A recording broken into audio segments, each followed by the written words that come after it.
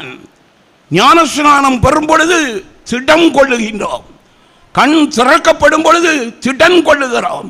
ஜெபிக்கும் பொழுது என்ன கொள்ளுகிறோம்? திடன் கொள்ளுகிறோம். திடன் கொள்ளு தேவ பிள்ளையே, நீ ஞானஸ்நானம் எடுத்த பிள்ளையே, உனக்கு எதிராக எந்த தீய சக்தியும் என்ன செய்ய முடியாது, நிற்க முடியாது. திடன்கொள். பவுலுக்கு கொடுக்கப்பட்ட வார்த்தை என்னது? திடன்கொள். என்ன செய்ய, என்ன சொல்லப்பட்டிருக்குது?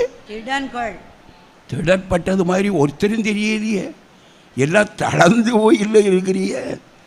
திடன் கொள்ளணும். நிறைய பாயிண்ட்கள் இருக்கு பாருங்க. பவுல் திடன் கொண்டது நாம் அதிகாரமாக எடுத்து தர்றேன் உங்களுக்கு. எவ்வளவு அழகாக கர்த்தருடைய வேதம் சொல்லுகிறது. அவன் அதிகமாக திடன் கொண்டு இவரே கிறிஸ்து என்று திருஸ்தாந்தப்படுத்தி தமஸ்குவில் குடியிருக்கிற யூதர்களை என்ன பண்ணினான்? யூதர்களுக்கெல்லாம் கலக்கம்.